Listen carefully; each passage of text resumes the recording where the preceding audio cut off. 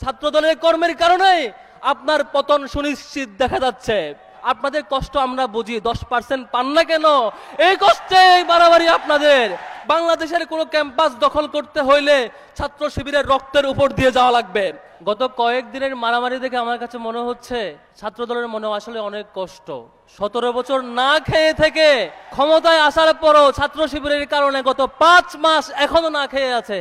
এই কষ্ট আমরা বুঝি আপনাদের। পলাশী মার্কেট থেকে খাইতে পান না, ঢাকা বিশ্ববিদ্যালয়ে 2841 কোটি টাকার প্রকল্প 1 টাকাও খাইতে পান না, জগন্নাথ বিশ্ববিদ্যালয়ে 10,000 কোটি টাকার প্রকল্প 1 টাকাও খাইতে পান না। আপনাদের কষ্ট আমরা বুঝি, 10% পান না কেন? এই কষ্টে বাড়াবাড়ি আপনাদের। আমি তারেক রহমানকে বলবো, আগে যেমন করে 10% চুপি চাপি নিয়ে নিতেন, এভাবে ছাত্রদলকে এখন দিয়ে দেন। তবু আর কারো চোখ উপড়ে ফেলেন না আল্লাহর ওয়াস্তে।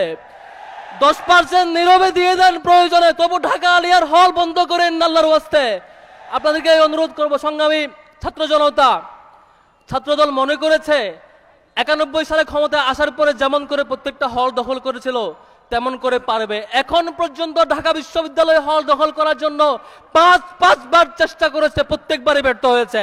জগন্নাথ বিশ্ববিদ্যালয় দখল করার জন্য অনেকবার চেষ্টা করেছে, প্রত্যেকবারে ব্যর্থ হয়েছে। তাদের এই ব্যর্থতার খায়েশ, তাদের এই ব্যর্থতার আউটপুট দিতে হয়েছে প্রত্যেকটা ছাত্র সংসদ নির্বাচনে। আপনারা দেখেছেন না? সর্বশেষ তাদের জন্য লজ্জা, বেরুবি এবং শাহজালাল প্রযুক্তি বিশ্ববিদ্যালয়ের ছাত্র সংসদ নির্বাচন তারা বন্ধ রেখেছে। লোডশেডিং কিংবা ঘরের বাইরের তীব্র গরমে ওয়ালটন রিচার্জেবল ফ্যান থাকলে থাকবে শুধু বাতাস আর বাতাস।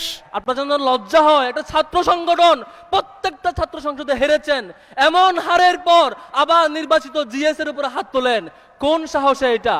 সংগ্রামী ভাইরা, আমি তারেক রহমানকে অনুরোধ করব, শেখ হাসিনাকে ডুবানোর জন্য খুব বেশি কিছু লাগে নাই। ছাত্রলীগের কুকর্মই শেখ হাসিনাকে দিল্লি পাঠিয়ে দিছে। আপনি তারেক রহমান ট্রাফিক সিগন্যালে দাঁড়িয়ে থাকেন জনপ্রিয়তার জন্য, আপনি তারেক রহমান নিজে গিয়ে খাল খনন করেন জনপ্রিয়তার জন্য, এই জনপ্রিয়তা থাকবে না। ছাত্রদলের কর্মের কারণে আপনার পতন সুনিশ্চিত দেখা যাচ্ছে। আপনি যদি ঠিকঠাক 5টা বছর ক্ষমতায় থাকতে চান, অনুরোধ করব ছাত্রদলের সন্ত্রাসী কার্যক্রম থামান। একমাত্র ইসরায়েল, দ্বিতীয় ছাত্রলীগ, তৃতীয় ছাত্রদল হাসপাতালে রোগীদের উপর হামলা করার ইতিহাস রচনা করেছে। সেকেন্ড, আমরা শিক্ষকদের উপর হামলা করার ইতিহাস দেখেছি এর আগে ছাত্রলীগের, এবার দেখেছি ছাত্রদল।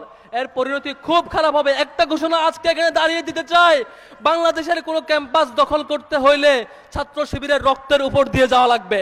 যতদিন ছাত্র শিবিরের কোনো কর্মী বেঁচে থাকবে, কোন দায়িত্বশীল বেঁচে থাকবে, আমরা ঢাকা বিশ্ববিদ্যালয়, ঢাকা কলেজ, ঢাকা আলিয়া, জগন্নাথ বিশ্ববিদ্যালয় একটা ক্যাম্পাসে দখল হইতে দেব না ইনশাআল্লাহ।